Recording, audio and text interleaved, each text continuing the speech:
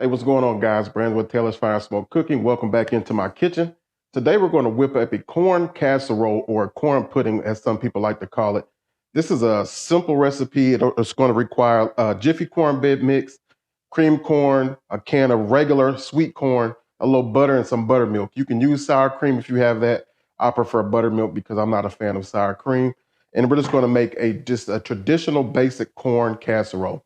Now, this is a versatile dish. You can add cheddar cheese, you can add bacon, jalapeno, whatever you want to you want to put it in it or dress it up however you want to.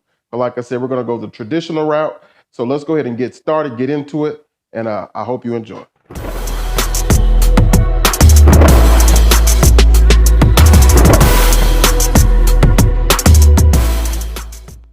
All right, guys, we're back. So let's go ahead and mix this up real quick. Now, this is really, really simple. It's basically a dump, mix, and bake. So we have our box of Jiffy cornbread mix. Put that in here, kind of break up the lumps. You know, Jiffy is already sweet. So, you know, some people like to add a little more sugar to theirs, but this is definitely sweet enough, especially with the sweet corn and the cream corn. We don't need any extra sugar in there. We're going to go ahead and add in a whole can of cream corn. Just whatever kind of cream corn you like or you prefer. You have in a whole can of whole kernel sweet corn drained. Make sure that you drain it. You don't need all that extra liquid from the corn, so make sure that you drain it. Give it a little mix. Now, if you wanted to have this a little, you know, corn casserole or corn pudding is a little dense. If you wanted it a little less dense, you could add in an egg or two, and it will help make it a little bit more fluffy. But we're just making it, you know, just the regular way. We have a whole stick of butter melted. We're going to go ahead and add that in there. And then we have a cup of buttermilk.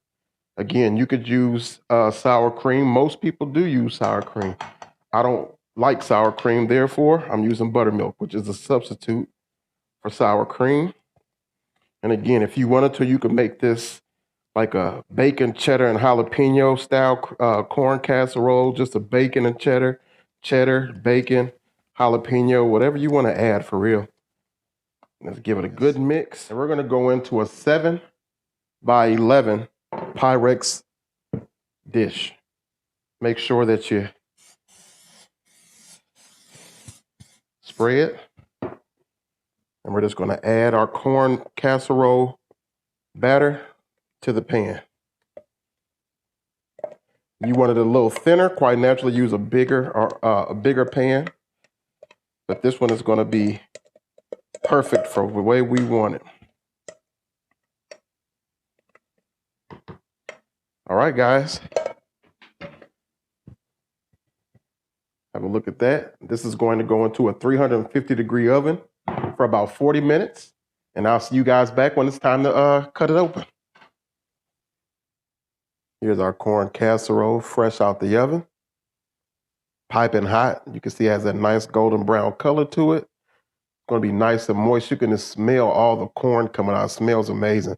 So we're going to sit there and let this cool for a few minutes before we crack it open. You guys stay tuned.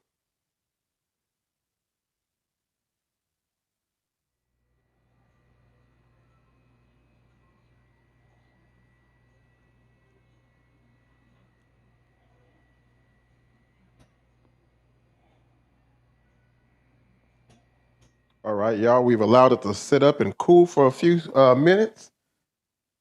Well, probably about 10, actually. Let's go ahead and crack into it. I love the corner pieces because I like the crispy edges.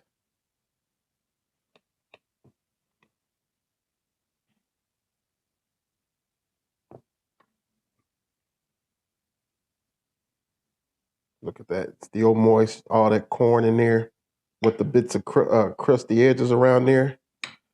That's exactly what you want, guys. This is a perfect corn casserole. Let's get us a bite.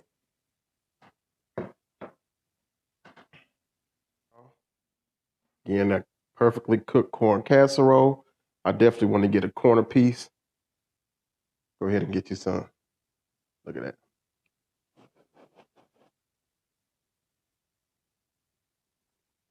Mm, mm, mm. Mm, mm, mm, mm. So good. If you like corn, then you'll love this because you get corn in every bite. Cornbread, cream corn, whole corn or sweet corn. Then it's got a little bit of saltiness from that butter and then the buttermilk we use. This here is slamming, guys. Y'all try this recipe. You'll love it. Like I said, if you like corn, if you even like corn casserole, if you've never tried it, give this a shot. The ingredients probably total up a total of maybe $4, and you got yourself an amazing side dish. So hope you guys try it. I hope you enjoyed the recipe. If you did, make sure you like, comment, subscribe. If you didn't, leave me a thumbs down.